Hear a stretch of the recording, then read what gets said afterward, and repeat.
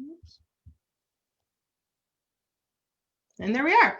Hi, everyone. It's Sir Rithkin from Ontier, and I'm here with Duke Siridean, who is currently living in Drachenwald. Welcome, and thank you for agreeing to participate in the Ducal interview series. Thank you for having me. I'm very honored to be here. It's great to see all the work you're doing, and I love the interviews with everybody else. Getting to be one of the participants is great. Well, I'm excited because Sean told me, Duke Sean, told me I had to interview you. So I'm very excited to do so. You've seen a couple of these, so you know that we start sort of with your origin story. So if you want to start there, that would be great. Yeah, sure. It's not too different from most of the ones I've seen so far. I was new about the SCA when I was as a teenager. Actually, in the same sort of gaming group that Tamuki, now that I know how to pronounce his name properly, not Tamiki but Tamuki, that he was part of. But he was older than I was.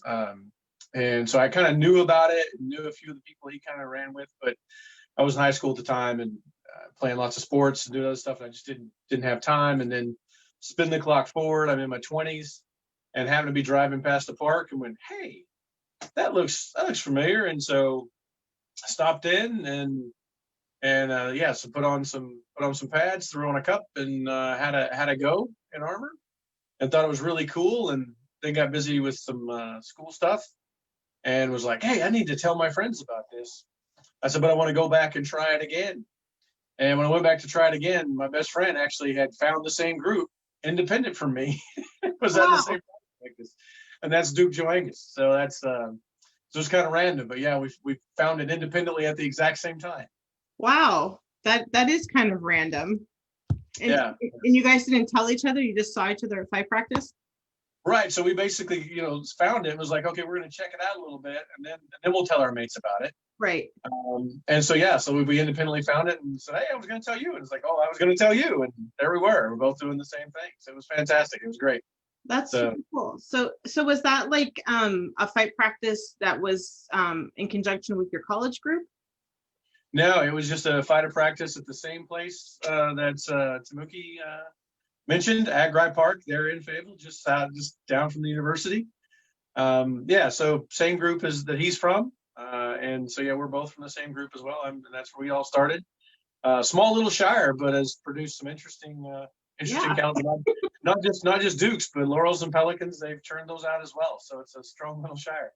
That's very cool. So that was in Callantyre, right?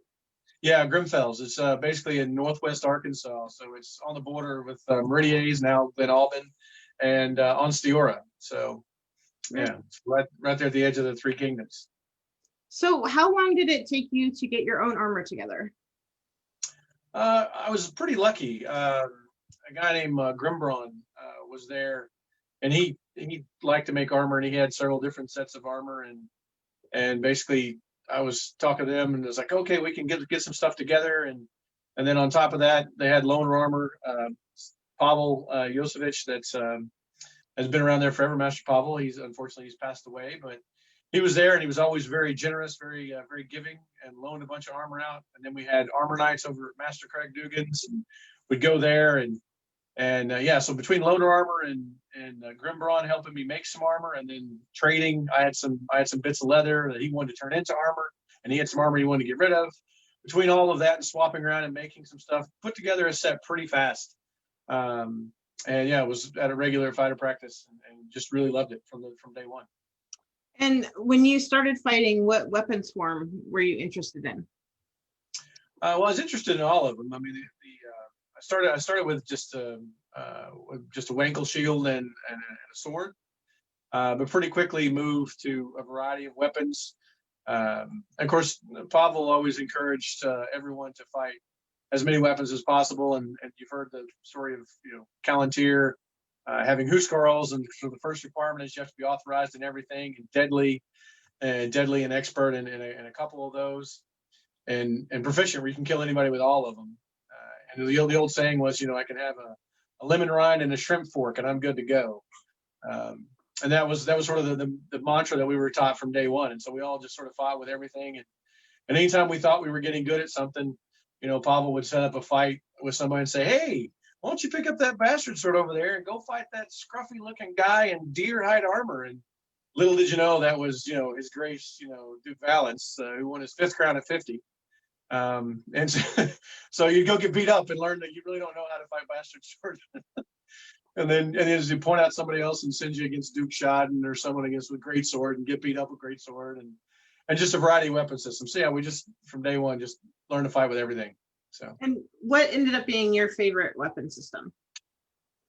I honestly I don't really have one.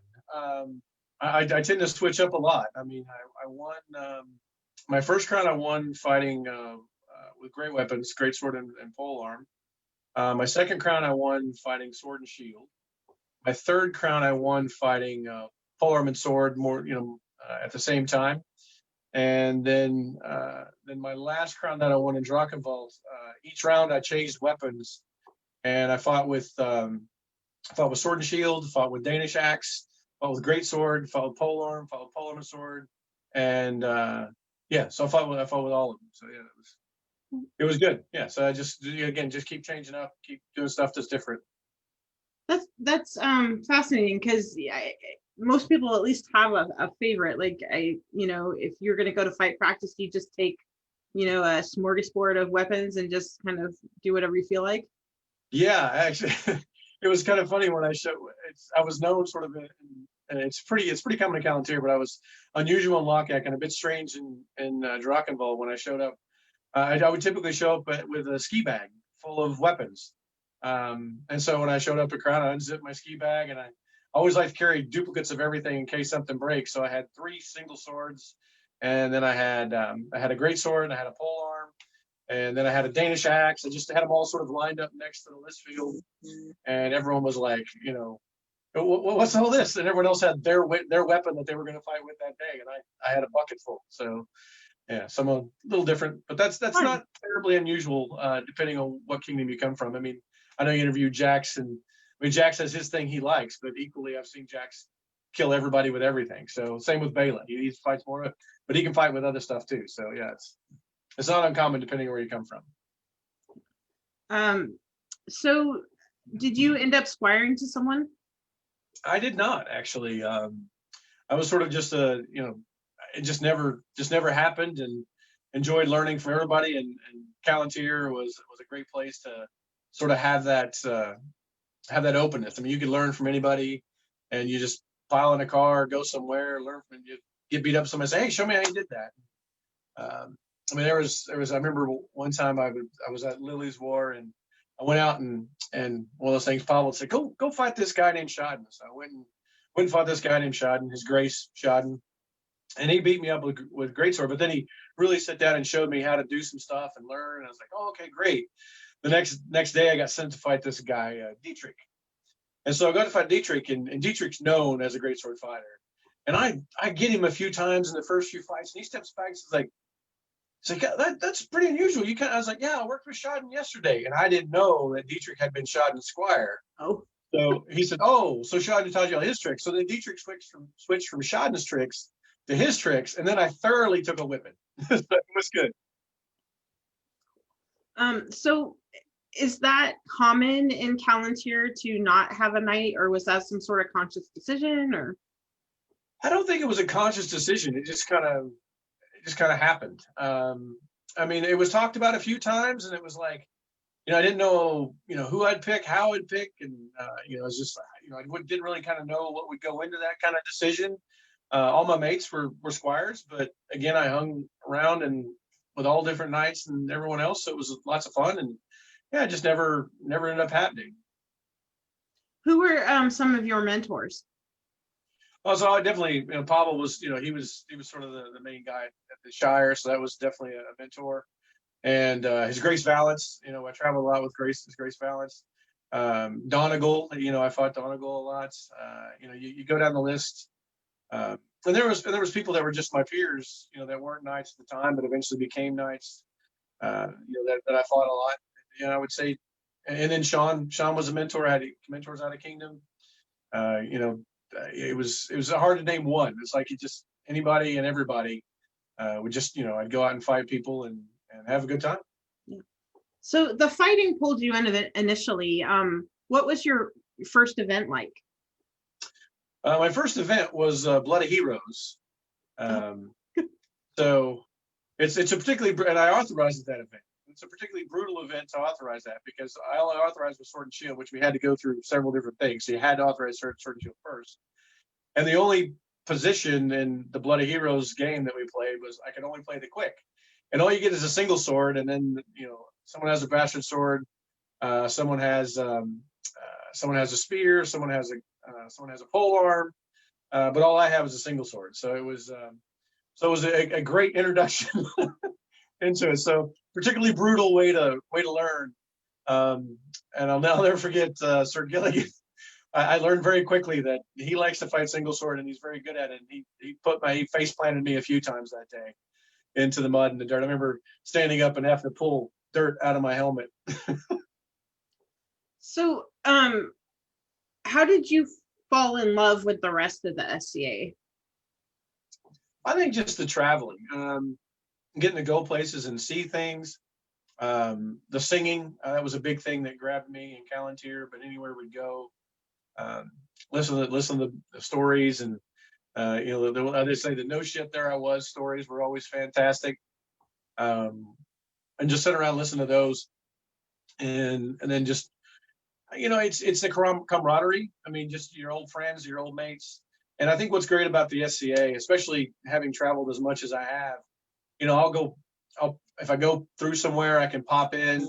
Like I popped into an event one time and I picked up a conversation as if I just walked out of the room to get another beer and came back, as if I'd never been gone, 12, 15 years or whatever. It's like just that kind of the family orientation. You don't ever lose it. And that's true.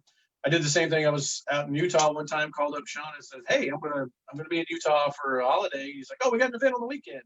So I just stopped by and dropped right back into, as if I had never left and as if I'd, been in Artemisia all my life. It was just fantastic. That's what I really like about the SCA, that glue that kind of binds us all together is fantastic. That is one of the best things about the SCA, I think, as well. Just the people are so great. Yeah, I think one of the things that really I would always talk about the SCA. My wife met me, and then I kind of drug her into the SCA.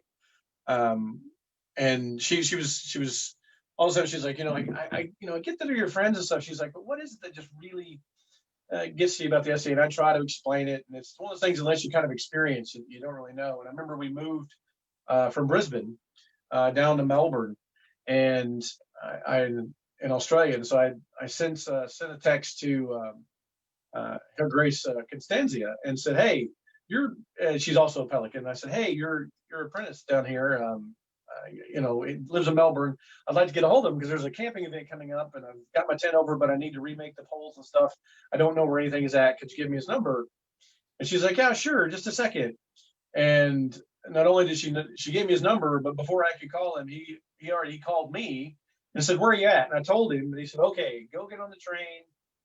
This train, go to this station, and we'll pick you up." And then he and the lady he was seeing at the time, who incidentally was who I made queen and my second queen in Lockhart, picked us up and drove us around to all the hardware stores, got all the stuff, and then took us back to their place. And they had notified all the baronies in the area, came over, and we had an impromptu sort of Indian takeaway. Hey, here's Sheridan and Siobhan. Here, welcome to the groups, and just met everybody. We got home that night, and she was like, "I get it. I understand now," because it was like, we had met those people a handful of times, and yes, it was just great, so it's fantastic. Yeah, the links people will go to that don't even know you to help you is extraordinary. Yep. Yeah. So tell me kind of about your path to knighthood. How long did it take? What kinds of things were you doing? Were you a melee or a tournament fighter or both? It was definitely both. I have a fondness for both. I just like putting on armor and fighting. But I do. One of the things I would say, it's tougher to get or harder to find, I would say, in Lockhack and Drakkenwald is large melees because the events are just not as big, and you just don't have as many fighters on the field. Where if you're in the stateside, you can get to a few different events around that have a pretty good sized group of fighters that you can have a melee. But yeah, so definitely both. As far as path and how long it took, I forgot to actually look it up on the OP to tell you how long it took me.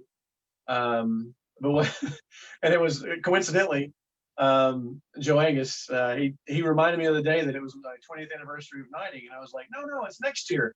He's like, no, it's this year. And I was like, I was knighted the year after. He's like, no, you were knighted 3 months after me. And so I had a terrible memory with regards to that. But yeah, so it was I couldn't tell you off the top of my head, in all honesty. And as far as the path goes, I did take a few breaks in the middle because I was working full time and putting myself through school. So occasionally I would have to take a little bit of time out to make sure I got some things done in school, because I can tell you how long it took me to graduate university. I didn't take the fast path there. I took the slow path. Changed my major several times. But the joke my parents used to say all the time is someone would ask a question about some random topic, and they would say, "Oh, Sheridan majored in that for a semester," So that was always the running joke. So were you fighting crowns before you got knighted? No, I never. The first crown I fought in was because His Grace Valance was on the throne and asked me to fight, and I said, "Okay, I'll fight." And I fought and met Joe Angus, my best mate. So Duke Valance is one of my other good mates. He comes over usually when we don't have COVID. He comes over here in the summer. We go golfing for a week. Oh, fun. Around Europe. So he asked me to fight, and so I ended up meeting my best mate, Joe Angus, in the finals, who thoroughly kicked the living crap out of me. I was out in two. It was just one of those things that just happened. And then I fought in the next crown because my buddy Joe said, "I want you to fight." And at that point, I really like fighting. These are kind of cool. Everyone's fighting like at levels I don't normally get to fight them at. This is awesome. And so I fought in that one and won that one. And then so I've lost one time in the finals of Crown to Joe Angus, and then I haven't lost any other fights in Crown. Oh, okay. So you pretty much just enter Crown when you want to win. Well, I wouldn't say when I want to win. Okay. I mean, anytime I'm fighting, I want to win, right? Okay. But I would say when I'm in a position of when I think I can do it. Like, for example, we were talking just before you started the interview that I've traveled a lot with work, and when I first went to Dragonwald, a couple of the big events that you would expect to go to as Crown always fell exactly during some big work occasion, either like a big users conference or a big the services team meeting or something, where I had sort of work responsibilities that I would have to go to in the States and would not be around for the events and wouldn't be able to make those events. So I didn't want to do it. And then it just came up that all those meetings got moved around one year, and I was like, hey, I can do this. And so I took a shot at it and was fortunate enough to come out victorious. So it was an education in Sweden and being in Sweden, because it was snowing the night before, and then you get a good bit of snow, and I was like, oh, it's nice, we have a big hall. And His Majesty says, well, why? And I said, so there's plenty of room, you can fight with everything inside, great weapons or whatever. And he's like, why would we fight inside? I was like, because it's snowing. And they're like, so why would we fight inside? So I learned pretty quickly that so it was definitely different, because the crown I won before that in Lockack, it cooled down. We had to wait till about 5 o'clock at night to fight, where it cooled down to about 100 degrees Fahrenheit to fight. And then the next crown I ended up fighting in Drakenwald is in Sweden, and we had to shovel off the list field so that we could fight with snow around the outside. So I went from two weather extremes to the other. So it was great. That's like a Wertha, where they have their cornet outside in negative degree weather. It's crazy. It's crazy, but it's fun. I'll say that, it's just fun. So did you and Joe Angus have like a friendly rivalry, or I mean, because you started at the same time, and no? No, he never gets fussed about anything. He's like, yeah, whatever. So yeah, so we never really had a rivalry. I mean, it's. I mean, I think if anything, I think Grimfells, we were always teased about being this little shire down in the south. So I think if anything, the shire kind of had a thing for the rest of Callantyre, just saying, well, this tiny little shire on the edge of the kingdom, and we're going to show you all. And like I said, that's where Tamiki came from. That's where Duke Khan came from. That's where Duke Joe Angus came from. That's where I came from. And Duke Valence lives there now. So it's just like it's this hotbed of chaos. So somebody's asking why you travel so much, and I know you told me earlier, but if you could just tell everybody else like what takes you to Drachenwald, that would be great. Yeah, it's part of the witness protection program. But no, in all seriousness, no, I have a job where I get the opportunity to travel quite a bit, and I was able to relocate down under for a while and enjoyed that. And then I had the opportunity to come to Europe, and I have.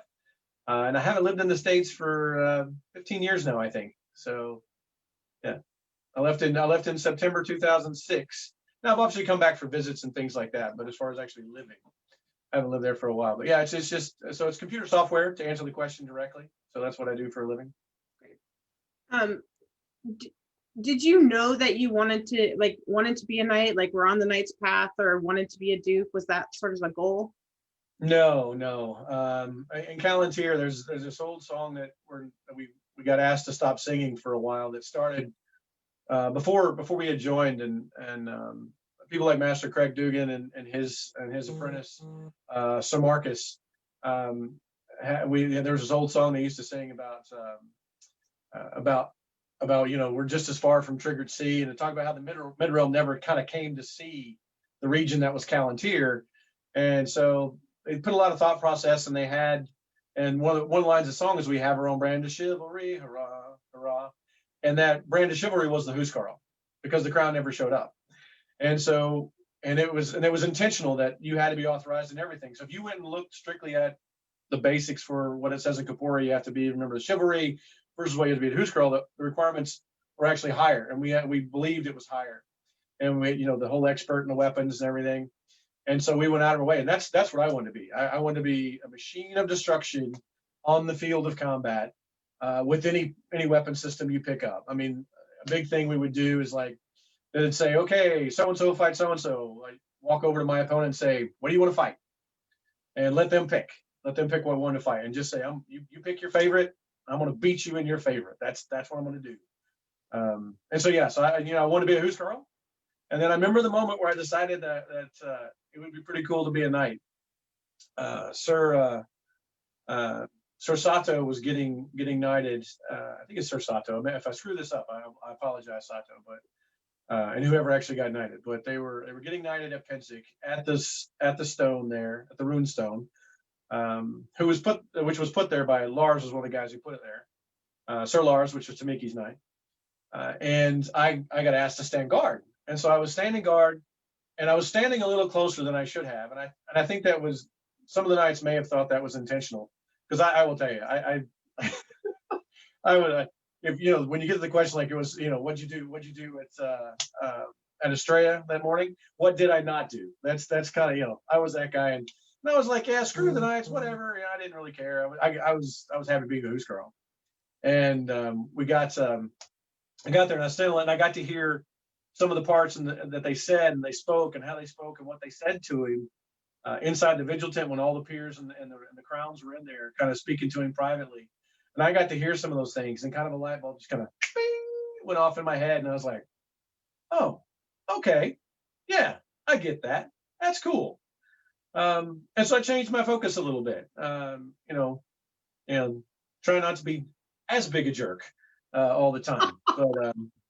But I didn't decide I was not going to stop being a jerk. I haven't stopped being a jerk yet. So, but just a little bit less of a jerk.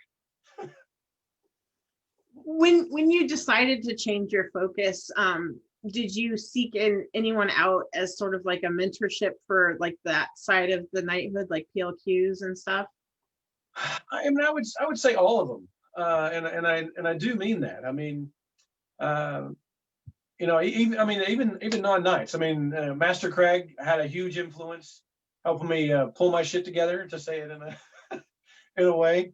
And even Joe, you know, a good voice of reason. Valance, you know, Valance always, you know, give me that sort of sage advice and, you know, make me think. Like one time he once told me, he said, you know, your opponent only has to block the one spot they're swinging. You only have to block with the one spot they're swinging at. And I was like, what does he mean by that? And it took me years to figure out what he meant by that. If you ever see him fight, sorry, I'm going to give away your tell here, Valance. He will leave a target open and wait for you to throw at that target, and he'll block the one spot you're swinging at and blow you up. So it took me years to figure that out. But I mean, everyone kind of did it. And even Sean had a hand in this. I was a young buck Huscarl, and I was fighting out at the Estrella back in the day when it was the big Estrellas and the Outlands prize tourney. Usually where it's Dukes are better to open, but I'm a Huscarl. I can take anyone on. I go out there. I'm going to fight. So I go out there. I put my armor on, and I draw this guy in the first round. And he's like, "Oh, is that a feared medallion you're wearing there?" And I was like, "No, it's a Huscarl medallion." And that sort of "you're an idiot" kind of tone. And he was like, "Oh, well, I'm sorry, your lordship. It's a Huscarl medallion." Yes, yes. And I was like, "Okay, are you ready?" Yes. And so I go to fight, and so I you know, fake a little shot, and I was like, I wonder if that would work. And so I just kind of bang, and I one shot this guy, and he falls down, and I get up, and I was like, "So you said you're from Artemisia. What part of Artemisia are you from?" And he opens his shield and says, "All of it." And it's the king of Artemisia, and it's Great Sean. So I one shot at him, but it's like round one of the tournament. And so Sean says, "You want to step off to the side and fight a little bit?" And I was like, "Well, yeah, sure. If you want to get your butt kicked some more, let's go, old man." And so we step off to the side, and Sean says to me, "Your lordship," emphasizes the correct, you know, title. "Are you prepared?" And I'm like, "Yeah, I'm ready." And turns out I wasn't. He hit me 4 times before I threw. I literally, this is the true story. If you ask me when I saw it, I literally threw my shield down and threw my sword down and just turned and ran. It just overloaded every circuit I had, and I threw everything to the ground. But I didn't get it done before he hit me 4 times. So he said, "Would you like to go again?" And I was like, yes, I would. So I pick up the sword and shield, and I walk back over there. I was like, "Are you ready?" And I'm like, I check my stance, I check everything, I check the wind. "Yeah, I'm ready." And it turns out I was, because he only hit me 3 times before I threw my stuff down and ran away. So that was a great lesson in humility that I got from His Grace. It was Majesty at the time, but His Grace.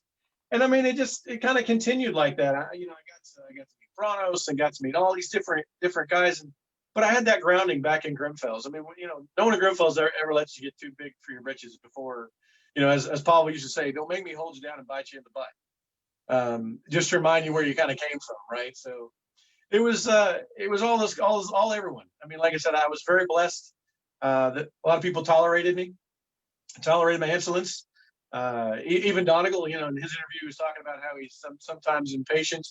He was patient with me one time after a woods battle at Lily's. He said, "Let's just stay and fight." And he beat me up. He beat me up, and I'd do something stupid, but he was patient with me then. And that was before he was knighted. So, but yeah, I mean, I was just very blessed to have a lot of people work with me. And Sir Ilya at the time, you know, he was a roommate for a while as well. Kept us grounded, so it was good. Yeah, I'm like, so begins a beautiful friendship, right? Like getting your butt kicked by Sean. That's good fun. That's good fun. So tell me about your knighting. Did you get put on vigil, or was it a field knighting, or? It was a sort of a field knighting. So the announcement. So I didn't have a knight or anything. But so Joe, as Joe reminded me, it was a couple of months after he had been knighted, or when he got made a master. Sorry, Joe. I may have done that on purpose, Joe. We're up at a little event, middle of nowhere, called Le Grand Temps, and we woke up that morning, and we're hanging out, and it was a clever ploy from day one. They decided the Hooscrawls were gonna all get together, and we were just gonna drive to these small events and make those events, great, and just help train people and just drive to all these small places. We were doing it.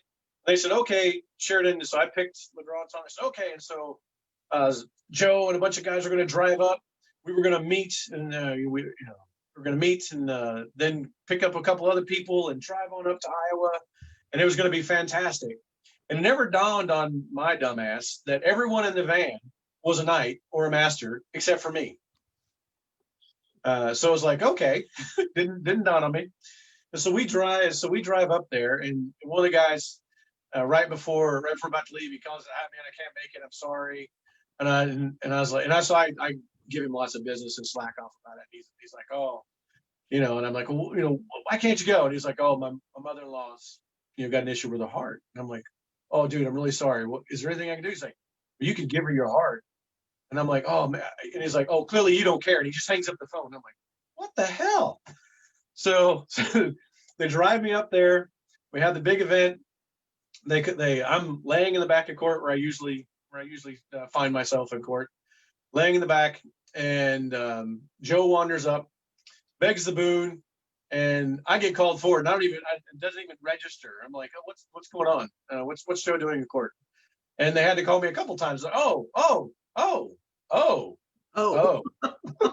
So I go up, and they say right there, it's like, okay, pick the time you want to do it, and we'll sort it out. So I picked a couple weeks later, a few weeks later at an event at the same site as Lily's, at the Lily site. It was Horse and Falcon was the name of the event.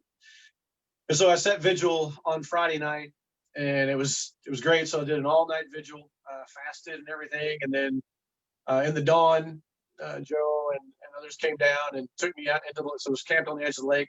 Took me into the lake, gave me the ritual bath in the morning, and then their majesties came and took me off vigil. I had a quick bite to eat, about a 30-minute nap, put on my armor, and went and fought. Then got knighted on the field, and got knighted in Master Craig's chainmail. Actually, he loaned me his chainmail to get knighted in. And when Theo punched me, I was like, okay, I want to take it. So boom, he punches me, and I take a step back. I'm like, ha! He didn't knock me over. And I start to lean forward, and all the chainmail shifts. So I start forward, dramatic pause, and then fall over on my ass. That's great. So somebody's saying that Joe Angus is daring you to tell the full story of the van ride. Oh, Jeremy. The short version. The short version of that, since we are live and in color here, the short version of that is they pretty much made me. They pulled precedence on me in the van. So anytime we stopped for a pee break or to load up more beer in the van or whatever, I was the one who had to go in to get it, or I had to pump the gas. And one time I desperately had to pee, and they refused to pull over and made me pee in a beer mug, in a beer can. And then just as I'm about to do my business there, they would whip the wheel, so I would nearly cut something vital. And as I was going up there, but yes, it was an interesting trip all the way there, needless to say. And because of that incident, I may have spilt something on myself. And so when I got out of the van next time, because I took my trousers off so they would dry, and so I got out of the van at the next stop, and I had to get out of my van without my trousers on, put my trousers on, and then walk inside. And this old man in a truck says to me, he's like, "Son, I don't know what they're doing for you, but it ain't worth it. You ain't got to put up with that." So that's the shortest version of that story I could tell. I mean, there's lots of other details that they would tell you, but and Valance would swear that there was a raccoon in the road that he kept swerving to miss every time I try to go to the toilet. So yeah, it's good stuff. So I hope that made you happy, Joe and Valance.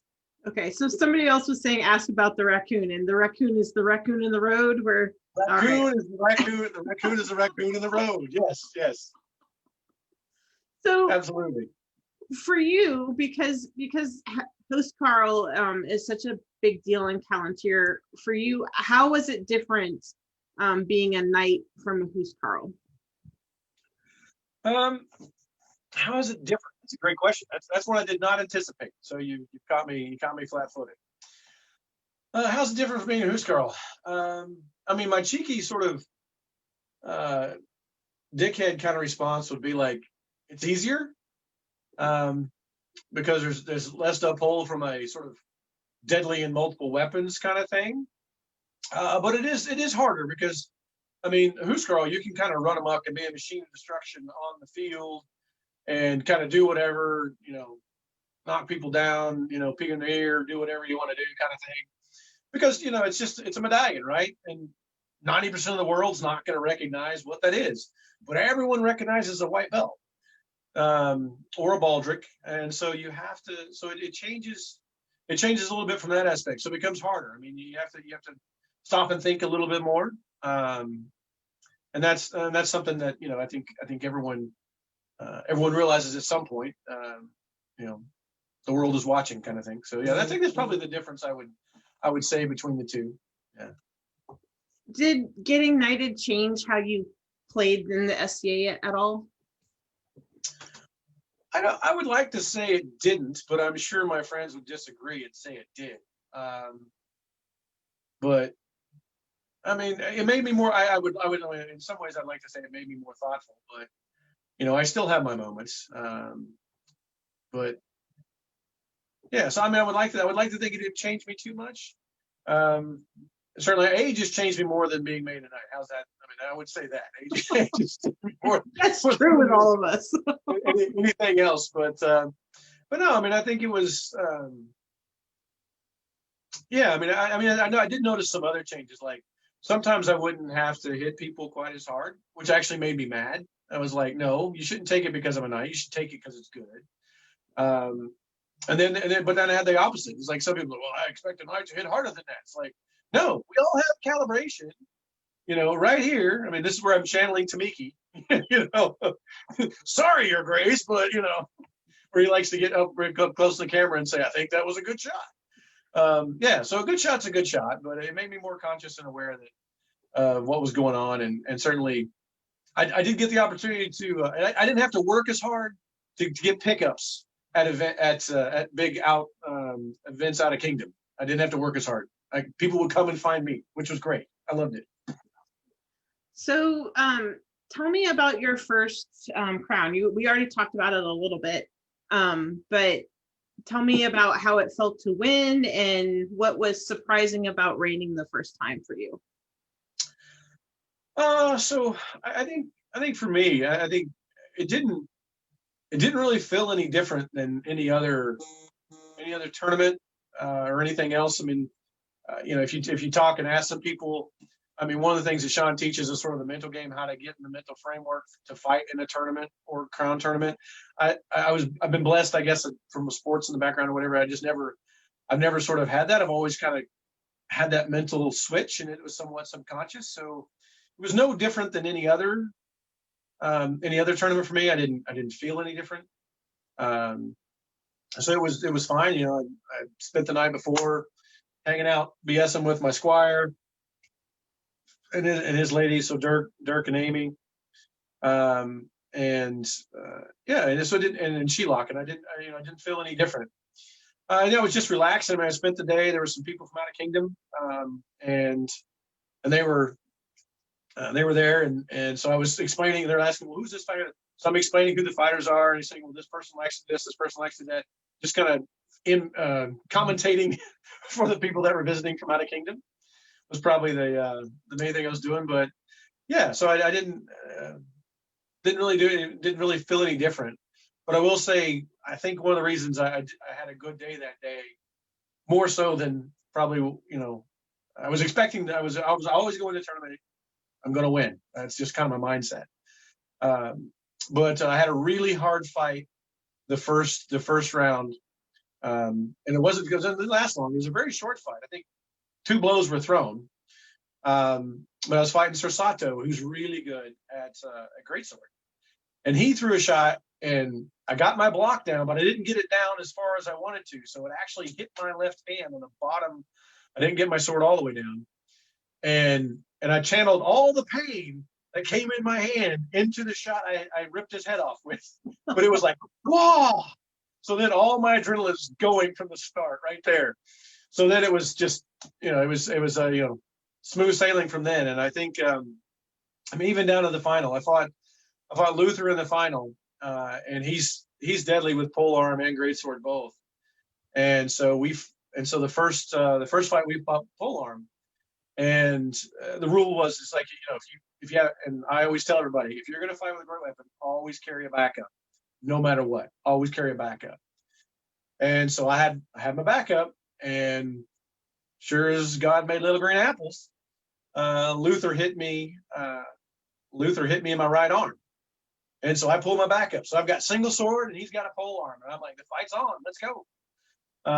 So I tried to charge him, and he threw it offside, and I blocked it down into my leg. And so I was on my knees, left-handed single sword, and I just went completely defensive and just waited until he got frustrated. He stepped in and threw a big looping shot. And as he did, I turned and threw as a flat snap with my left hand, and he hit me in the elbow as I hit him in the head. And he fell over dead, and I was on my knees with no arms, no legs.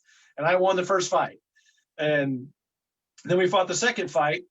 And my squire came out because he hit me right on the elbow cup and drove it right into my elbow. And my elbow started to swell up, and there was a little break.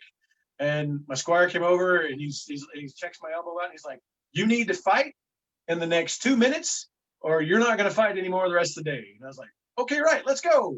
And so we fought the second fight, greatsword, and I went out with greatsword. And I think Luther's head was still a little bit like, what happened? How did I lose that fight? And so then I fainted, and then I let go with my right hand and just threw a little thrust around with my greatsword and poked him right in the nose, and he fell over, and I was Prince. And it was one shot. The second fight was over. So, yeah. What is your sports background? What sports did you do? Oh, I would, well, where I grew up, everyone's background is different, but I grew up as just, the days are long, and you just go out and you play anything you can get your hands on, and do anything you get your hands on. So I grew up, played football, played baseball, played basketball, played soccer, played anything and everything, just play. So. Okay, cool. So, tell me about your first reign. What was surprising? What was the best part? I think there were some pretty epic moments. One of them, there's a picture in that link I sent you that has me on shoulders and just my arm up in the air. And that was Sheridan's breach at Gulf Wars. Probably one of the coolest things that ever happened to me. We had fought, and we were fighting down at Gulf Wars. I'm the king. And we marched down. Of course, we did this whole singing thing, and which is just fantastic. And we fight this battle called, and it's Black Widow's Breach at Gulf Wars. I don't know if you've been or not, and this ballista bolt comes in, and it hits me in the ankle. I'm like, oh God. And it's like, and our marshal's like, "You're dead." And I'm like, "It hit me in the ankle." And they're like, "It was a ballista bolt." I was like, "Oh, okay." Because I couldn't see, because it's kind of, I was behind Scootum. I was like, okay, a ballista bolt. So, because ballista bolts are magic, they hit you, you're dead. So even though it was in the ankle, I was dead. So I was like one of the first people dead. And so I just laid there. I was like, I'm gonna lay here. It's sunny out there. It's shady here. I'm just gonna lay here. So I just laid there. We're hanging out, and the battle goes on. We're just getting pulse charge after pulse charge after pulse, and just getting smashed and smashed. But the lines are holding, and then Fernando starts singing. There's a song called the Battle of Mauldin, and it's about the Saxons make the stand against the Vikings, and they said, "But here must we stand, for felled is our Lord, slain by foemen on the field. Now we must honor those who made the mead halls. Now we must shoulder the burden of his shield." And so they were not going to leave me, and so I laid there while the army sang, and then they got surrounded on all sides. We were the last unit to stand, and I was laying there in this big purple pile of people, and we died to the last person. They were singing the whole time. The dead people are singing. I'm singing. Tears in my eyes. It was fantastic.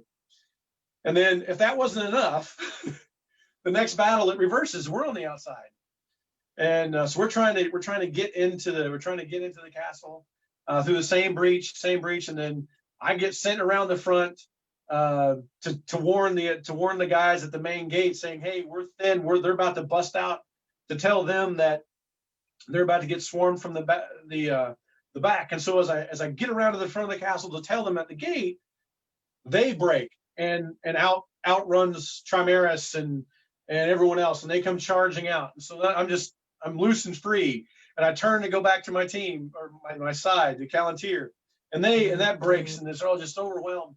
So now I'm just running out in the field. I'm sword and shield, and I'm just, anyone who comes by, I'm just chopping them down. I'm like, ah, just going nuts, because I'm intent on getting back to the spot where my army had died. I was like, they died in Widow's Breach, I'm gonna die in Black Widow's Breach. And so I just fought my way through the waves of people and kept fighting and finally got through to the Black Widow's Breach and killed several people. And then I bust through, I get surrounded, and the King of Trimaris, he calls a hold, and he says, "Would you like to yield?" And I'm like, "Nope." I said, "My army did not yield. I will not yield till my blood is mixed with their blood on this ground."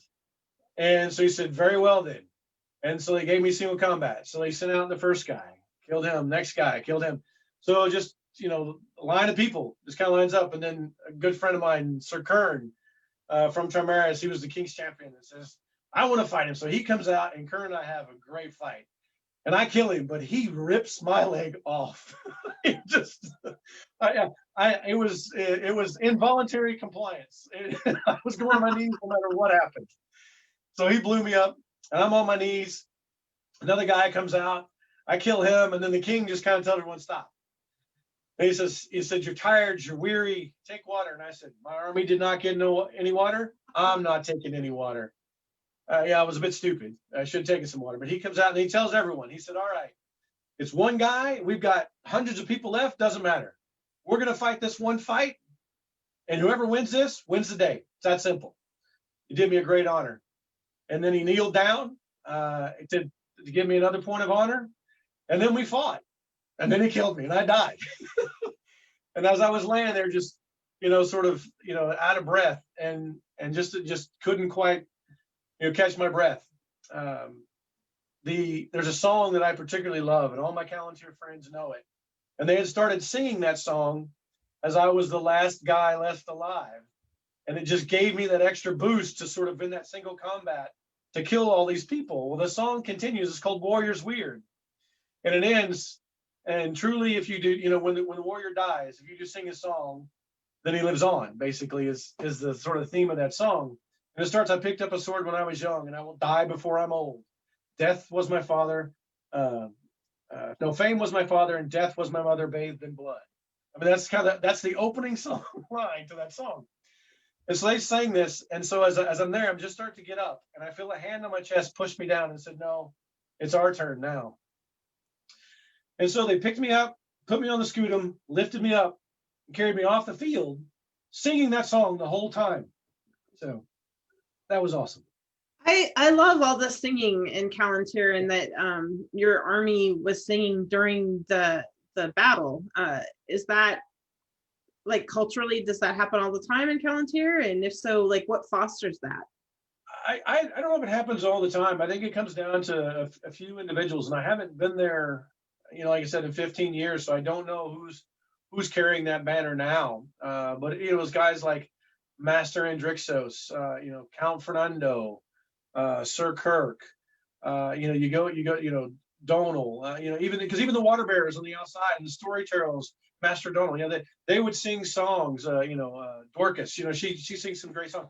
All would sing, the water bearers, everybody would sing, and it was just fantastic. So that they once kind of carried it, and I would sing and that sort of thing, and do what, I followed the rule: if you can't sing well, sing loud. So I would just sing loud.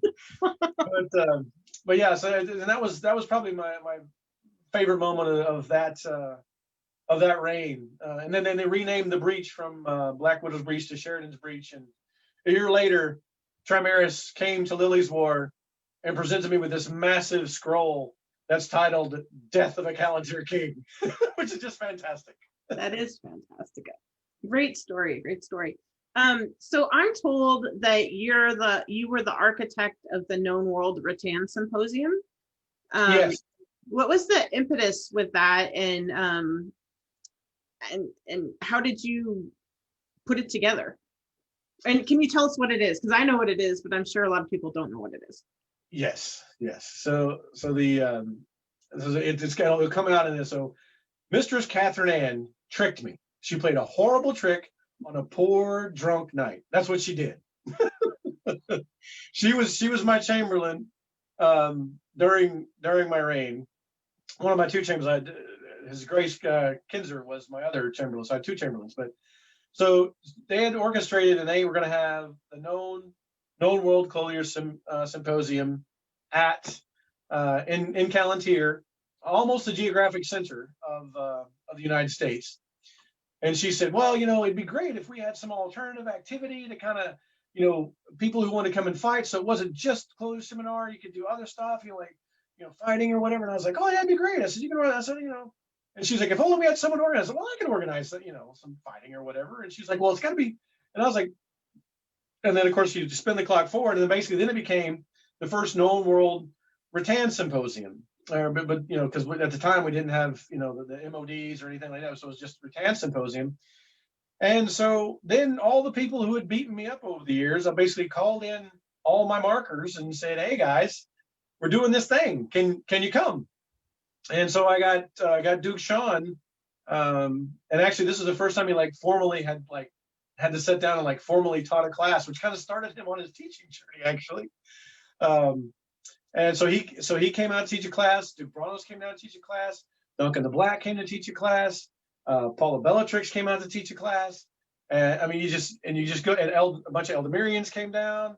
And so I had, from the four corners of the known world, I had dukes and knights and counts coming from all over the place to, unfortunately, His Grace Lucan had to cancel last moment. But then I got Sir Ian, originally from Calontir, but he works out in California. He's a professional editor for movies and television shows. And so I had him come out, and he filmed it all.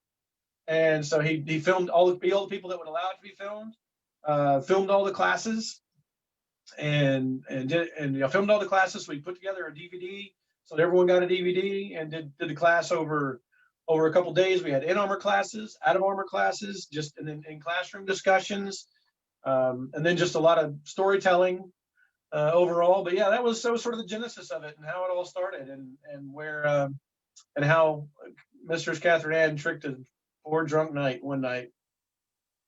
That's how it started. I didn't get a chance to go to that, but I did buy the DVD because he made it, or somebody made it available online for people to buy, and it's, I don't know if you can still get it, but there's a wealth of information on that DVD. Yeah, I think I still have some. Man, worst case, I can probably Ian, if you're listening, I'll try to track Sir Ian down. He's out in Cayenne, obviously, and see if we could get him to. I think he may still has the master files. Maybe he does. We could see if we could get some more printed. But yeah, it was great. I mean, and the whole goal was to do it basically to cover costs and stuff, because we had a great time. But yeah, so I don't think I actually see what it was. So what it was is just to bring everybody from around the world just to sit down and teach, because you go to all these places, and a lot of people sometimes call it counting coup when you're out, fighting pickups and stuff. But this was all about teaching. No egos, no nothing. Everyone's teaching. And I remember moments like, Branos comes over and it's like, hey, Sheridan, if you just turn your arm this way or that way, you should do this. And everyone's like, why are you teaching Sheridan that? Stop teaching him. So it was, everyone's, Dukes teaching Dukes, and it was all kinds of scary and good, but it was fantastic to have a lot of fun and just watch people learn. The sponges and people absorbing the information was fantastic. Yeah, I know that that sort of sent Sean on his path of teaching, but I think Sean and I have talked about it, and I think he kind of credits the Known World Rattan Symposium with sort of changing fighting culture and the way that fighting is taught, and sort of conglomerating a common vocabulary, it's been sort of a pivot point, I think. Do you think the same? Well, I think he gives me far too much credit, but I would say that what it did do is it got some of the great teachers in the game at the time. I mean, like, Sagan and some of those folks weren't there, but it got some of the people there to first of all write it down and formalize it in a class, and then think about how they were going to teach it, and then it got recorded, and that kind of common language began to sort of be enough. Duke Paul, he'd already kind of codified his stuff, right? So then it kind of sort of broadened that to other people, saying, you can do this too, and kind of got that out there, and people, producing the DVDs and publicizing it and saying, hey, it's a culture of learning, and we all need to kind of get on the same page. So I think, I'd like to think it helped. But yeah, I mean, certainly that wasn't the intent. The intent was I was trying to learn I was trying to learn some more stuff to hit more people. That was basically my goal. But yeah, I mean, I'm glad it helped, and I hope we can continue to do them into the future. I mean, I certainly think the idea of traveling around and doing classes like that was part of the impetus of taking off from there. Yeah. So I'm going to shift the focus for a second. So you reigned in 3 different kingdoms, Palantir, Lockak, and Drachenwald. Can you tell us about the differences in reigning in the different kingdoms culturally and your experience? Yeah, I mean, I think they're all very different and all in good ways. I mean, I think I love sort of kingdom anthropology and understanding how different kingdoms function and why they do this and why they do that. Certainly in Lockak, it's because everything is so dispersed. There's a lot more sort of group prior and also households. I mean, households play a big role in Lockak. That's that you don't, at least when I grew up in Palantir, I understand that apparently households were a big thing at one point, but Palantir didn't have that as much. So I would say that's probably one difference between the two. In Drachenwald, you don't see, again, even though it's dispersed, you don't see the big households, and certainly there's a center of gravity, if you will, in Drachenwald around Sweden, the Nordmark, where that's where most of the peers are from. No matter whatever if it's fighting, if it's arts, if it's service, a lot of them seem to come from there, and that seems to sort of dominate the kind of culture a little bit. So I think it's all a bit different for everybody, but I think those are probably the main things I would call out, and of course they're huge. I mean, the big difference I would say in my first reign in Palantir, because you can drive everywhere, I won crown, and there was one weekend in that 9 months, so 3 months of Prince and then 6 months as crown, that I wasn't going somewhere. So one weekend out of 9 months, I didn't go somewhere.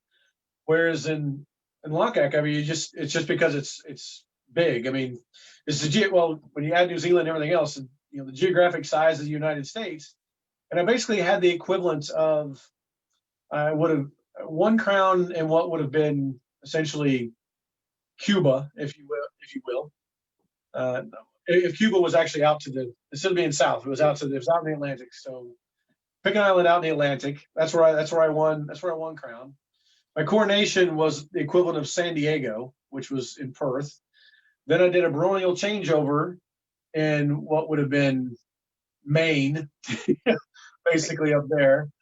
She's related to the U.S. folks. And then when I stepped down, I would have stepped down in Key West. So sort of the 4 points, so pretty big geographically. And so I used to say we got to set the speedometer for the rain at about an event to event and a half a month, because you got to organize flights and everything along that. And Drachenwald is very similar in that regard, but there is what's the difference between Lockak and Drachenwald is also there's much more of a regional focus, and in Lockak it's Lockak. I mean, you had sort of the kind of group off to the west, and then you had New Zealanders, which originally came from Kaid, but when they joined Lockak, but the focus was still mostly Lockak as a whole. Whereas here, it's like you got Insular Draconis, you've got the Central, and then you got Nordmark. So you have sort of clear regions within the kingdom. So I think those are probably the big differences between the three from a just travel sort of standpoint. And there's much more subtle differences that I could go into, but that would take probably more time than you want to listen to me talk. Is there a language barrier in Drachenwald at all? I don't think so. I mean, I've never had a problem. Certainly, I mean, courts are done in English. In Nordmark, they're done in Swedish, and Arnemetsia, they're done they're done in Finnish. But equally, translations are often the heralds are multilingual, so they'll do it in both, which is amazing to me. I find that awesome, and I can say something and everyone sort of understands it. And if there is a risk of something not being understood because I've used an Australian phrase or I've used a British phrase or American phrase, they'll do their best to translate it into whatever native language it is. But generally speaking, it's I haven't really seen the barrier. Yeah. So I'm going to switch focus again. Which helmet in the background is your favorite? Oh, they're all my favorite for different reasons. This one is the one I won crown with in Lockhack twice. That's the one I won in Drachenwald with. This one here, I've not actually padded yet, but I will pad soon and fight with that soon.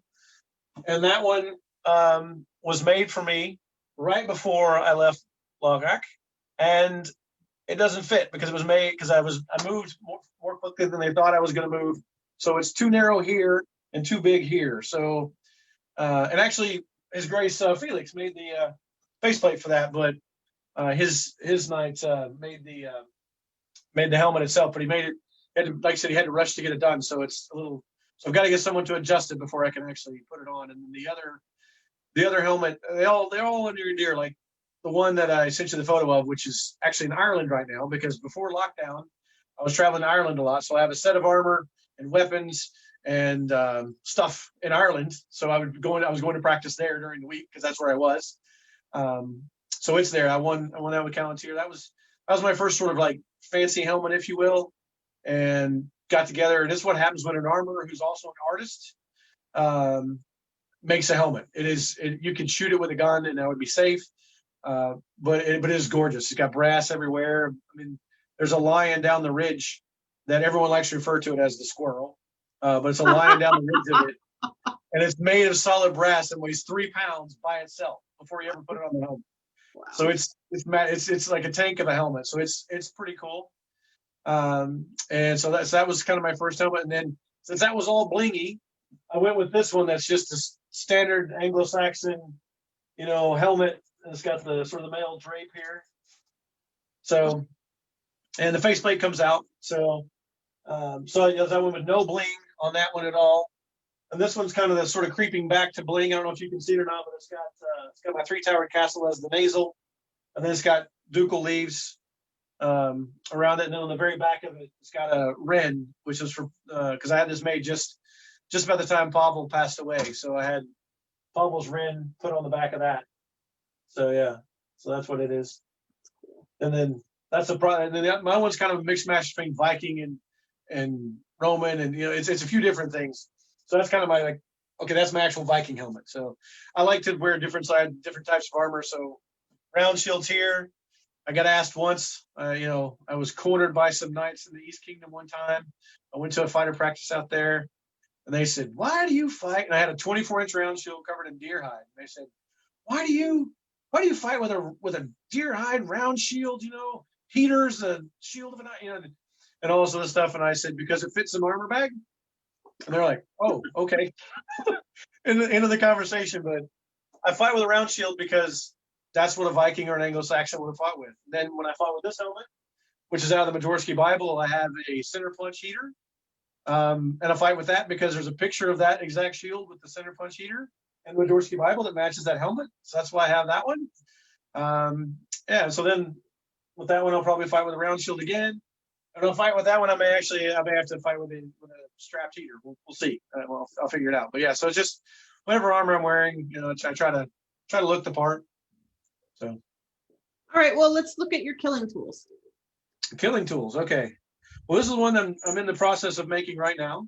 So so I stopped there to do it. So standard, it's usually about 29 and a half, maybe 30 inches. So fairly short by what most people would probably say. Yeah, so just standard tan, then I shape the handle a bit so it fits my hand. So I've got thick hands, but they're not very long. So like if we, as a matter of fact, most times if I put my hand up to most females, my hand is about the same size. It's just sometimes thicker than theirs. So yeah, so that's the grip. And then I have, this is my lanyard. And the way it works, I sort of slipped out here, but let me get it back in there. But basically the D-ring goes through there. I've got my gauntlet here. So it's there. You slip your gauntlet in and just pull this up and you lock it in. And then I can open my hands, do whatever, and it just stays in place, acts as a lanyard, and allows me to have a good grip on the sword. And then from this, I will cross hatch the tape all the way down. And then I will put a thrusting tip on it. And the reason I fight with a thrusting tip is because I used to die horribly to thrusting tips all the time, getting poked in the face. Volkmar used to do it to me all the time. And so I was like, oh, why? And he said, well, if you can't figure it out, he said, just go put a thrusting tip on your sword. And then you'll see what I'm seeing. He was right. So now I fight with a thrusting tip so I can see what they see and hopefully improve my defense against it. But that's my killing sword. And if I have full gauntlet, cross hilts, and then depending on, again, what I'm doing. So these are in various states of disrepair because they've been broken or had something done to them. So thrusting tips broke off of that one. So it's a little shorter because I also broke the bottom of it. But so I have a different set of Killians there, and then I have a different set of hardware there. So again, I try to match it up with whatever I'm fighting with, but I don't get too fussy. Yeah, because like I said, I like to take a few of them to an event because inevitably I'll break a strap or the bolt that holds on the bottom will snap because of the vibrations or something. So something will break, but that's it. Is there something specific you want to see on it? The lanyard, is it just looped around the grip there? Is that how you attach it? Yeah. So it's got, let's take this right here. So this is what they are. So Mandrake Armory originally made them, but I get mine from Windrose now. But yeah, so they're just circles, and you just rivet it, and then the D-ring holds it in coming out of the buckle, and so it just hangs loose, and you slide your hand in like so, and you pop it out. The hand comes out, and it just hangs there on the sword. And then again, when you go back in, same thing, go back in, and you can do it with a gauntlet because you can just kind of pull up on it, and then just kind of get one finger free, and just push and use your finger to push it in the hole, and you're good to go. And is that the same gauntlet that you would use for your great weapons as well? Yeah. Okay. Yeah. Okay. So, yeah, so I've got His Grace Jean-Paul de Sens had a gauntlet making weekend, and so myself and Balance and a bunch of other people loaded up and headed down to Oklahoma City one day, and we made, I think, 12 pairs, enough for everyone to get a pair of spring steel gauntlets. So we made those. Yeah, so I made those gauntlets, and then I've got 2 more pair that one's in Ireland. But I try to keep multiple gauntlets again because inevitably you'll pop a rivet or something. And it's not like a half gauntlet or a basket hilt you can just quickly swap. A gauntlet's a gauntlet, so it takes a little more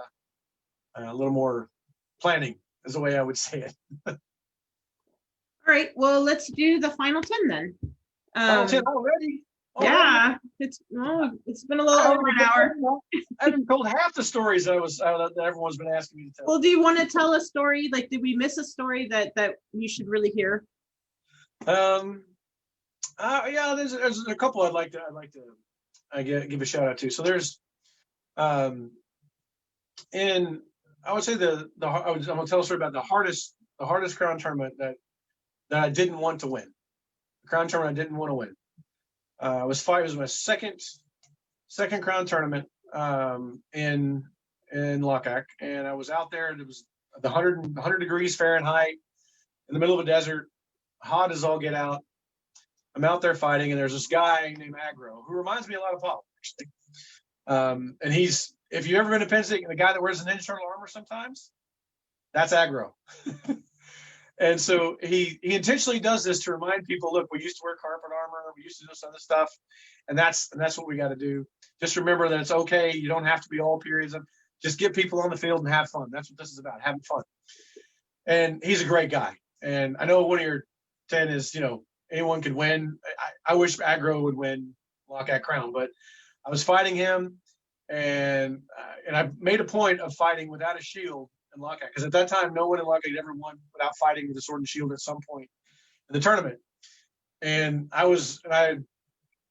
told everyone what was going to happen. Was, look, I'm going to fight. I'm not going to fight with a shield. And if I win, I'm going to prove that you can win without fighting with a shield, and it's going to be a no shield crown tournament. And I told him this before I ever went in. And so I went, and he used to fight sword and spear all the time. And so he went out there, and I was untouched. And then I was fighting him, and he kills me. And so it was my first loss of the day. And I was like, all right, I'll see you in the finals, old man. And just kind of yelled at him. And then the two other people, that was sort of in the quarterfinals. And the two other people kind of like, well, did Sheridan just say that those two are in the finals? What about us? Needless to say, it ended up Aggro and I in the finals with each other. and it was great, because the two oldest and fattest guys on the field were me and Aggro. It was 100 degrees, and all these young punks out there running around, age and treachery. And so I'd been telling everybody, it's like, look, skill may get you to the quarterfinals or semifinals, but you gotta have stamina. You gotta know how to conserve energy to get to the finals. So I fought Aggro in the finals, and we had to fight like 6 times. It was best 2 out of 3. I killed him, then we double killed, and then he killed me, and then we double killed, and I finally killed him, and it was, it broke my heart, because I so much wanted him to be king. But he had told me, he said, if you let off for one single moment, I will know, and I will never forgive you. And so I went out there to cut that old man down, and so I went out there, and I was fortunate enough. That's what happened. But yeah, so that was Aggro, and I mean, I think, yeah, it was a fantastic day, and I think that's one of those crazy things. And the other story I want to tell you, you asked me a question about being mentored by a lot of people. I will tell everyone right now, when you go to wars, it's great. Walk out in your units and your armies, and walk back with your units and your armies, the household and everything else. Keep your armor on, grab some water, and walk back out to that field and pick every fight you can possibly pick. And when you get tired, fight at least 10 more fights. When you're exhausted, fight at least 5 more fights. When you can barely walk, fight 1 more fight. And just keep doing that. And that's how you're going to get better. And I used to go around picking fights all the time. And one of the great places I found, I'm going to out a whole bunch of people here.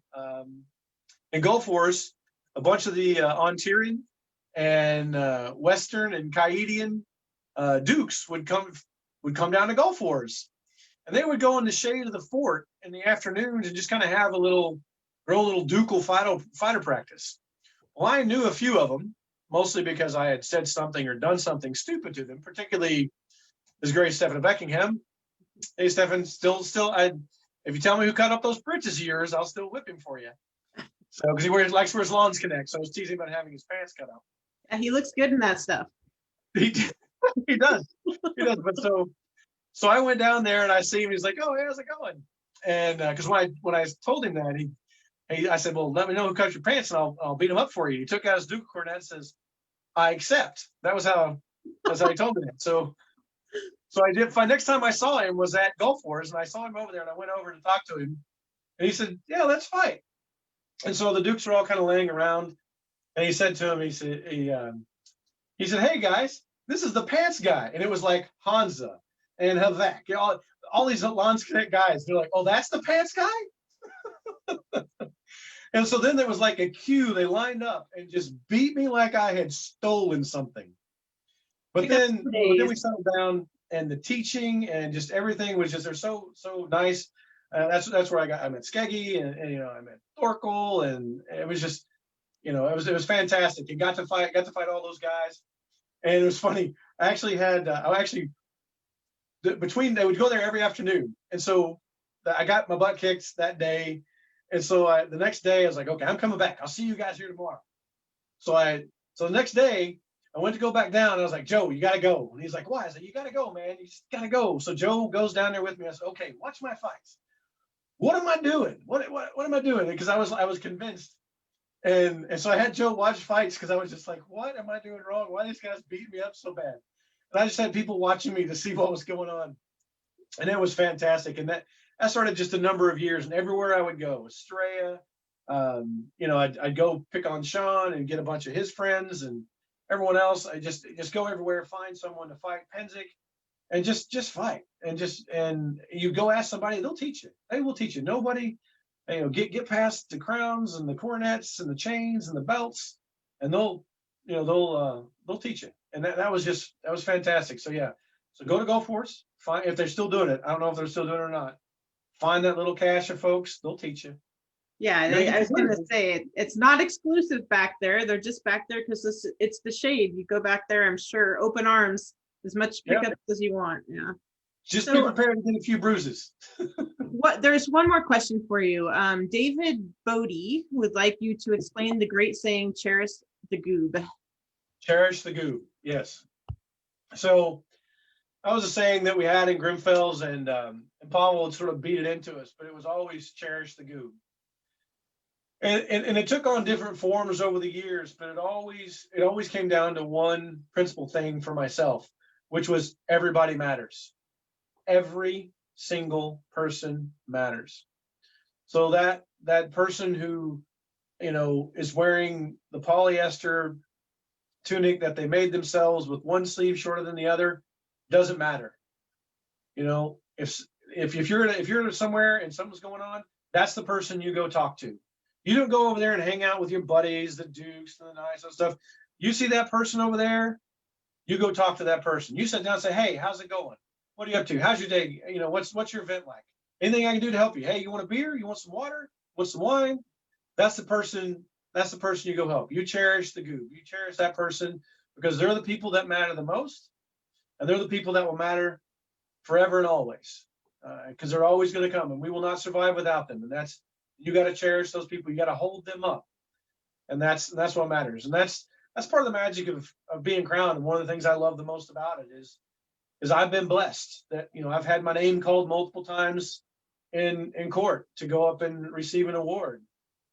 But for some people, the one time when they get that AOA, that may be the one time in their life that they get their name called in court, where the whole world stops and everyone's watching them, and that's their moment. And it's absolutely critical we make that magic moment happen for them. But it's not just those folks, because there's a whole bunch of people that may never get their name called in court. And it's important we go cherish those people and cherish the goob, because without them, we will not survive. They're what we're all about. Agreed, 100%. And when you cherish those people too, a lot of them evolve into the leaders of the next generation. Yep. I was a goob. I freely admit I was a goob. I still am a goob, to be honest, but I was a goob too. Yeah. All right, so final 10. Final 10. If you could fight anyone in the world, who would it be? All of them. All of them. All of them. I was once asked. I wasn't asked. It was part of a conversation. They said, "Oh, this crown tournament. I don't think so and so's fight. I don't think so and so's fight. Oh, you know, I feel like I want to enter that tournament. You know, because I'm like, that's ridiculous. They're like, what do you mean? It's like, the tournament I want to fight in the tournament that has everybody in it. Anybody who's anybody. That's a tournament I want to fight in, and that's a tournament I want to win. I want to beat Duke Paulo Bellatrix fighting with a greatsword. I want to beat Sean with a rubber chicken, because it'd be funny. I want to beat Ailenon, you know, Captain Quick Hands. I want to beat Valence Sword and Shield, Polearm Greatsword. I want to beat Joe Angus, Bart Easton Sword. I want to beat Duke William, Sword and Shield. I want to beat, I want to beat everybody in their favorite weapon system, and I want to do it. That's to me, that is a tournament, right? That's what you want to do, and I think it's, that's to me, that's the ultimate thing. I mean, that's what I want to fight. I want to fight everybody, and that's one of the things I miss about being over here is it's not as accessible. No, I mean, I could go to Pinzig and I could go Straya. No offense, everybody, but there's a lot of cool stuff on this side of the planet I'm going to see right now. So I'll be back with you shortly. So what event? Okay. What event have you never gone to that you would like to go to? Well, there's a few of them. I'd like to go to Raglan and fight. I went to Raglan as king, but while I was prince in Drachenwald, I was walking across the field, stepped on some straw, and blew the ACL in my left knee and had to have surgery. So I didn't get to fight my entire reign in Drachenwald. So with some really cool events, I'd like to go back to Double Wars and finish fighting there. I'd like to go to Outlandish, and then what's the new one that's out that way that everyone's talking about? Not Sport of Kings. Bela mentioned it in his interview. Battlemore. Yeah. Everyone's talking about Battlemore. I'd like to go Sport of Kings. I'd like to go to Battlemore. I'd like to go to Great Western War. But yeah, I mean, I'd like to. There's a lot of those I'd like to go to. Yeah. Okay. What is your favorite Pinzig story? Oh, good Lord. There's a lot of them. Some of them I was there for, some of them I wasn't. But apparently I was there in spirit. I don't know. There was Garrick. So Garrick, are you interviewing Garrick? I don't know if you are or not. If you tell me to, I will reach out to him. Oh, so he's there's a whole list I got for you. I'll email you a list. Okay. Garrick, I'm one of 4 people who have won in this SCA that have won king crowns in 3 kingdoms. He's the only person I know of, I think, has won in 4 kingdoms. And he and I both share, and he followed me in Callantyr, and he was also king in Drachenwald. Tamiki's one of the other ones, and he and I both won Callantyr. But it's interesting. So one of my Pinzig stories, when I was king, it had rained horribly, and we were doing some scutum sledding, and we're dragging scutums along, and people were like on ropes and skiing on the scutums down the muddy roads of Pinzig, and people were skiing. And Garrick went and changed, and he went out to go, and he's I changed clothes, I want to go. And I was like, Your Highness, not yet. And he's like, but I want to go. I was like, you got to take that off first, because he was down to his skivvies. He's just in his little braids and like just a throw-on tunic, and the princess. And I'm like, nope, you got to take the princess hat off, man. It's like, what? I was like, it's gonna fall into mud, and someone's gonna have to clean that. You need to give that to me. He's like, I don't have to. And I'm like, I have a bigger hat right now. You're giving that to me. So I took that off of him. There were some good stories with the Swedes before I actually moved over. Sven and Prothel, we had some crazy stories there. I know we're over time, so I'll stop with that Pinzig story, because that's the first one that comes to mind, I think. That's fun. That's super fun. Who are your favorite people to watch fight? It's hard to narrow it down to just one. I mean, I like to watch different people fight for different reasons. I mean, you get to see, like, you get someone like a Xerxes, or you get I would say even Ed back in the day, that just fight with like a ball of energy and just go for broke. And then you got guys like Joangus and Balance that look like they're bored, and then suddenly the other guy just falls over, and it's just like, how did that happen?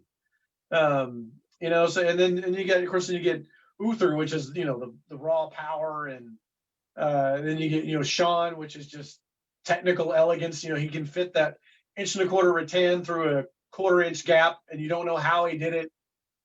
Stefan von Dresden from the East, he does the same thing. You get Duke Darius, who is the wrestler. let me tell you something, brother. Saw you backstage eyeing the hat. I know you want this hat, but you got to beat me in the squared circle first, brother.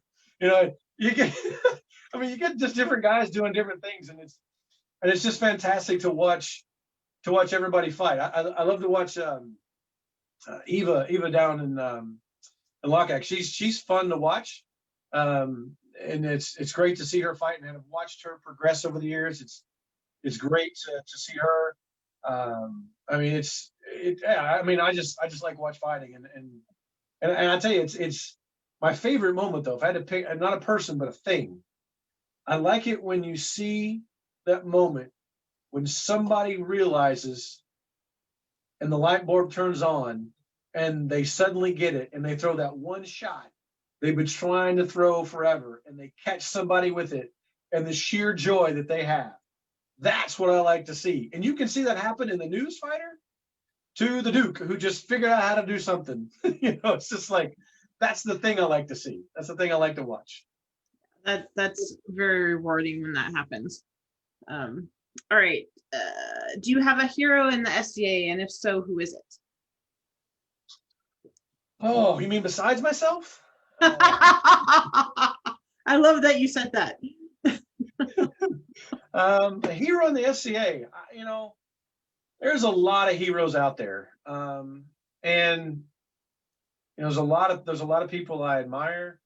I mean, certainly, and there's people in every kingdom I've been to, and around the world, aggro, and certainly in Lockack. Braun, rest his soul, great guy, made this coronet for me. Duke Gabriel, Count Berengar, great people as far as from fighters go.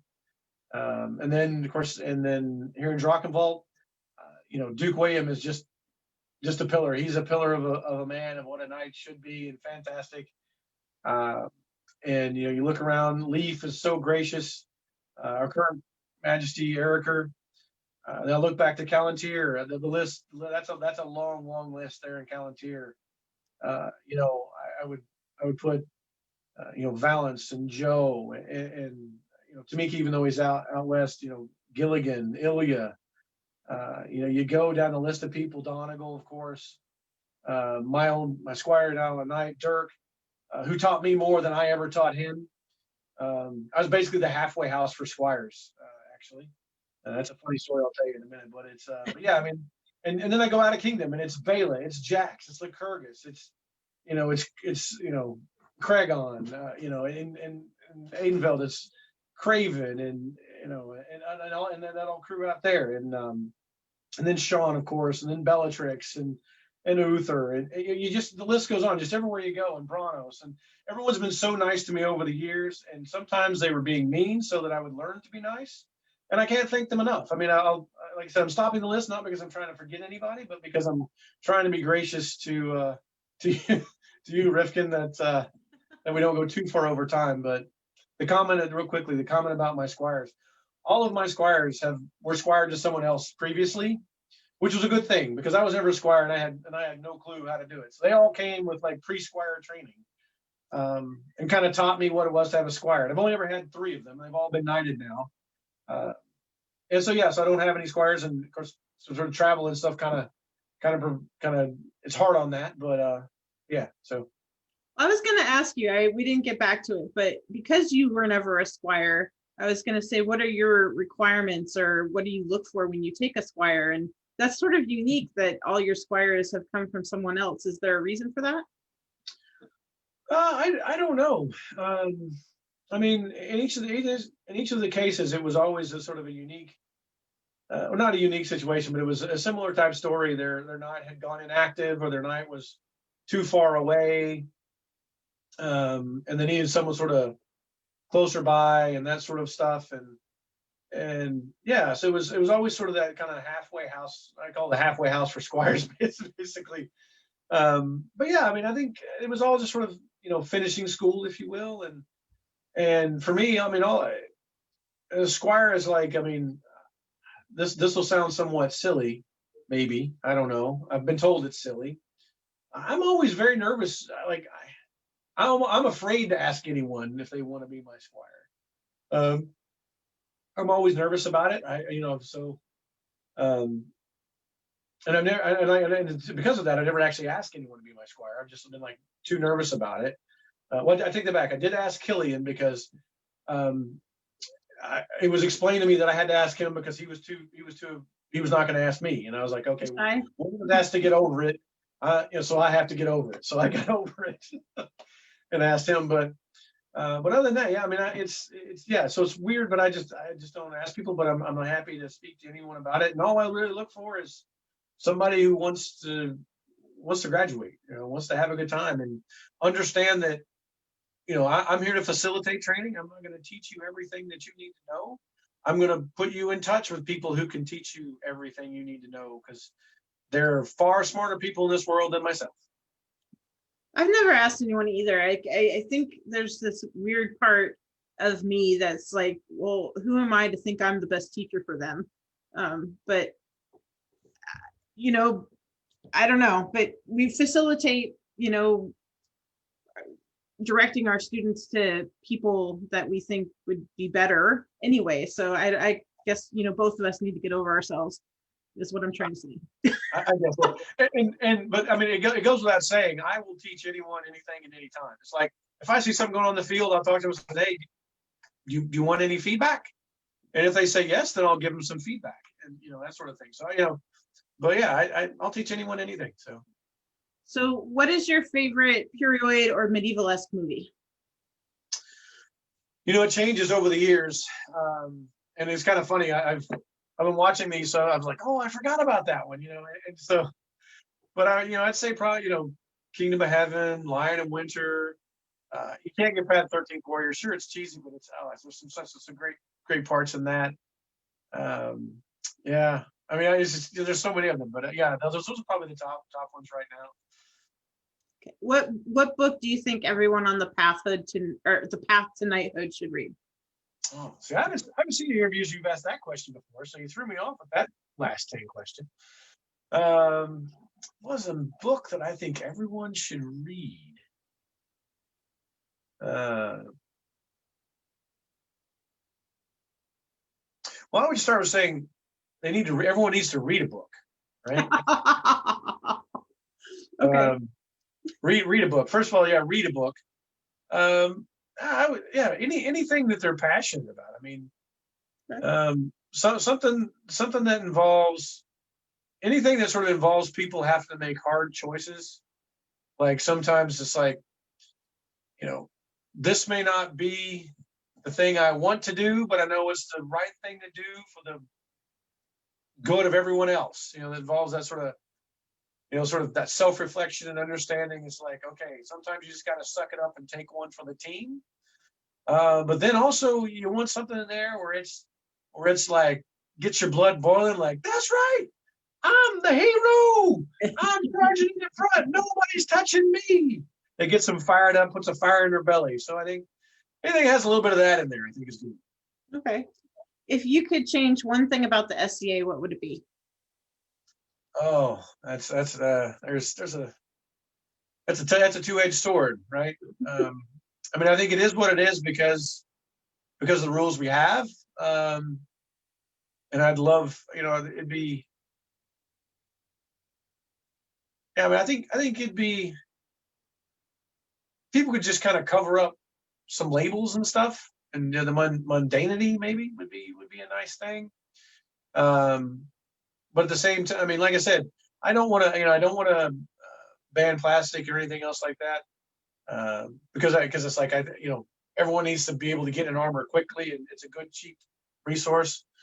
I don't think I'd change the rules, but I think I would put a requirement in that any sort of major tournament or big tournament like Outland's prize tourney, or even the best of the best at Pinzig when they had that, or I don't even know if they still do that anymore. And then, or just even crown tournaments and stuff. I think it'd be interesting a couple times a year just to sort of say randomly, it's like, okay, just to remind everybody what what it is. It's like, okay, You're going out in SCA minimums. We're going to give you, everyone gets the same elbow cops, the same knee cops, a pair of linen trousers, and maybe a linen tunic. Maybe they have to fight with just, women covering their breasts and then, and your kidneys and stuff, just so we can watch the welts rise when someone calls it light. But just to remind everybody, it's like, you are really getting hit and to what it feels like to be struck. Because you see a lot of, I love all the period armor and stuff like that, but sometimes it overprotects a little bit. And I think sometimes people forget that. But yeah, just make them fight in SCA minimums occasionally and remind them of what it is to really, really get the smackdown. But I stole that idea from Sir Ilya. That was Ilya's idea. I stole it from him. I always thought. Okay. Who is your favorite fight ever? Oh, that's a tough one. I've been thinking about this a lot since I've watched a few of them, and I think there's a series of points when I've learned things in my life, and I would say it's lessons that I've learned, and it wasn't a person or a fight, but it was a series of people and series of fights. I told the story about Sean, and that was a great lesson in humility. There was in Australia one time when I went out, and I stumbled on these two sets of squires sitting on either side of these hay bales on a bridge waiting. I said, hey, what are you guys doing? Oh, we're going to fight. So, oh, can I fight? Oh, would have to ask. And eventually, this is when Brian and Trelawn were swapping crowns of paint belt. Come out, and it's Brian and Trelawn, and the squire say, hey, this guy wants to fight. And so, sure, you can fight too. And it's basically they're having kind of a little mashup between the two. And so I just got to fight with them and just got beat down, but learned just a lot from all the squires and everything else. It was fantastic. And then I talked about the ducal practice down in Gulf Wars. The Known World Rattan Symposium. I got to fight Paul. No one else was around, and Paul said, "Let's put on armor." And it was just me, Sean, and Paul. And I got to fight Paul, and it was no one's around, no holds barred. I had a great sword. He had a great sword. Going crazy, and I had Sean doing some coaching, and then I had great fights in melees. Big fights in melees. Joe Angus and I one time went fishing. And when we went fishing, we had the King of Callantyre, and we were standing behind him. We would take our leg and push him out in front of the line so the other line could see him. And Joe's left-handed and I'm right-handed. And as soon as we would see someone vibrate and start to charge, we would step out, and the King would step back between us, wham, and just smash the person on the front of the shield. Those things like that. It's just I've been blessed in the whole career having the finals fight with aggro. It's just the list goes on. I don't have any one fight. It's a series of fights and series of lessons of things I've learned, and even down to when I was a Feardman, and it took three of us to beat Valance in a tournament one time. We went out in the very first fight. I think it was I can't remember the order. I know I was second, and I think it was either Joe or Marcus hit Valance in the ankle. And so I went out the next round, and Valance beat him. I went out the next round, and I just kind of swung at the grass near Valance's ankle. And that was our plan all along, he's like, hey. And so, but then he killed me really quickly. And then whoever was third, it was again Marcus or Joe. I know it wasn't me, it's Marcus or Joe. All they did was fake at Valance's ankle, and as soon as he twitched, then they hit Valance in the head. So it took all three of us in three different rounds, but we finally got the wily old Duke, and we killed him. It's things like that. It just make the day go by. That's funny. All right, last question. What do you think is the most important trait to become a successful fighter? Wow, you see, you changed in the 10. I did, because you are the 70th Duke that I've talked to. So I thought, well, I'll change it up a little bit. Yeah. So what's the ask the question again? What's the one thing? What do you think is the most important trait to become a successful fighter? Losing. Learn to lose. You learn more from losing than you do anything else. And it's okay to lose. It's important to lose. and you just do it and spend time, lose a lot. And the way you lose a lot is you spend a lot of time in armor. You do what you can, when you can. And again, that same as I said earlier, fight till you're exhausted, then fight some more, right? Just lose a lot, and just go pick fights. Everybody fight as many different people as you possibly can, and just keep getting the beat down, and never, ever be afraid to stand up for yourself. Excellent. Well, thank you so much for talking with me, Your Grace. I really appreciate it. I appreciate your time. You told some great stories, and it's I'm ready to go for another hour. I'm ready to go. You got me all fired up now. I'm ready to go. I know. So everyone else, thanks for joining us. Tomorrow, I am talking to Duke Ulrich. That should be very interesting. He's Ulrich from Lockhack Ulrich? Lockhack, no, he lives in the West. Okay. He reigned in Caid. Okay. And I guess I should use a word other than interesting, because Merrick says I use that too much. So he's fascinating, and it'll be great. He's fascinating. He's fascinating. Yeah. But yeah, no, because there's a Duke Ulrich is down the Lockhack way as well, who reigning Dracold as well. So I didn't know. That's cool. That's cool. Well, thanks again, and thanks everyone for joining us, and I'll see you next time. Bye-bye. Thanks everyone. See you. Thanks, Rifkin. Thank you.